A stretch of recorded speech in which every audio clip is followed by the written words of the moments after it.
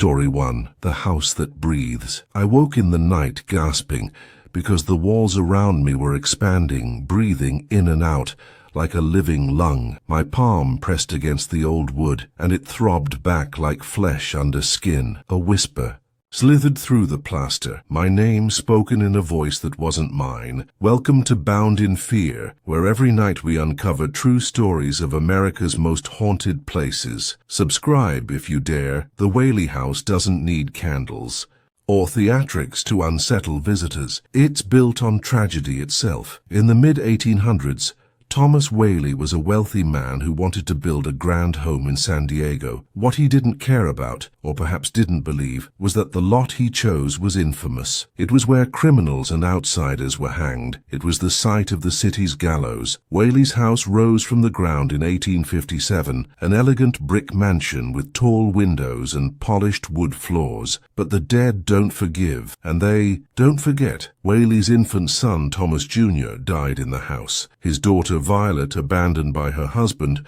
shot herself on the second floor. Over time, every joy was washed away by grief, and the house became less a home and more a mausoleum. Visitors swear Violet is still there. Guests hear weeping near the staircase, or a woman's perfume floating past when no one's around. But others hear something darker. Men have reported hearing the snap of rope, then footsteps pacing above their heads when the second floor was empty. And then there's the breathing. The house doesn't just creak, it exhales. Windows fog over, as though lungs press against the glass. Doors push open as if inhaling deeply, before slamming shut like a cough. People who dare to stay overnight wake with bruises wringing their throats as though invisible hands, or worse, a noose, tightened around them while they slept. A former caretaker once confessed he never stayed past midnight. He described hearing scratching in the walls and seeing the wallpaper pulse, swelling and sinking like skin stretched over bone. Tourists laugh at the stories when the sun is up, but after dark, those same tourists flee, shaken and pale. The Whaley House is still open today. You can walk its halls, lean against its banisters, and peer into the rooms where its residents died. But if you do, remember this. The walls may be listening, they may be waiting, and if you feel the floor tremble under your feet, or if the wallpaper shifts like something living beneath it, don't press your ear to the wall, because the house may whisper your name back. Story 2. Whispers. Beneath the bridge, the planks rattled beneath my feet, not with my steps, but with something pacing under the boards. Heavy, deliberate, like hooves striking wood. The air stank of blood and wet fur. Then from the darkness a voice snarled just one word. Turn! Old Alton Bridge in Denton, Texas.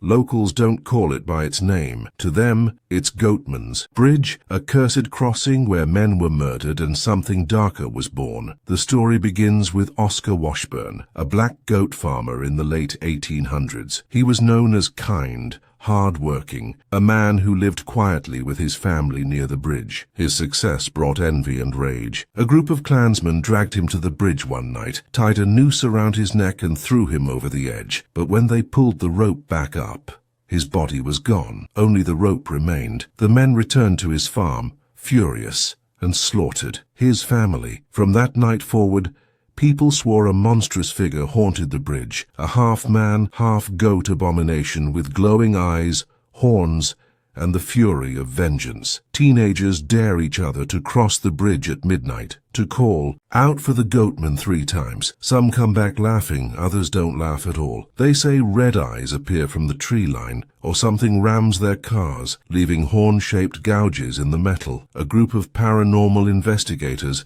once set up recorders beneath the bridge. When they played the tapes back, a low, guttural whisper repeated, "This is mine." Even skeptics admit the bridge has a presence. One man swore he saw a huge figure crouched in the dark beneath the beams. When he shined his flashlight, there was nothing, but the wood kept shaking as though something massive was moving just out of sight. Some claim it's Oscar himself, twisted by rage into something less than human and more than beast. Others believe the bridge itself is cursed, and the Goat Man is a demon wearing Oscar's memory like a mask. Whatever the truth, locals don't cross it after dark, because the Goat Man isn't just a story, he's a hunter. And if you hear hooves on the planks behind you, don't turn around, because by the time you see him, it's already too late. Story 3. Frozen in the fire. The ground cracked open beneath my shoes. A hot wind roared from below, glowing red through the fissures. Smoke poured upward, stinging my eyes, and in the steam I saw faces,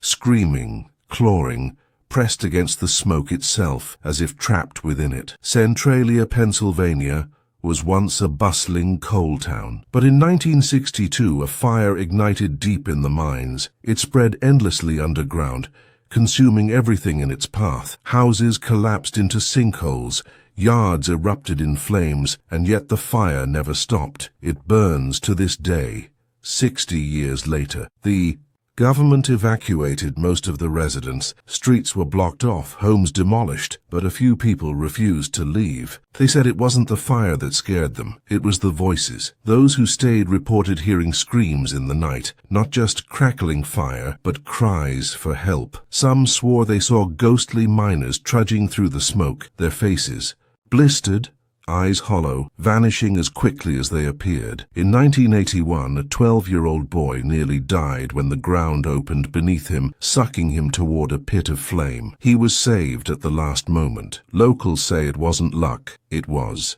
someone pushing him back. Someone they couldn't see. Visitors to the abandoned highway, the Graffiti Highway as it's called, speak of eerie encounters. Shadows flit through the fog, footsteps crunch on gravel when no one else is around, and sometimes faces press against the steam, their mouths wide in silent screams. Centralia is no longer on maps. It has been erased as if it never existed. But the fire still spreads, unstoppable, a reminder of what sleeps beneath the earth. And if you stand on its broken streets at night, don't listen too closely to the smoke, because those voices don't just scream, they whisper, and sometimes they whisper your name.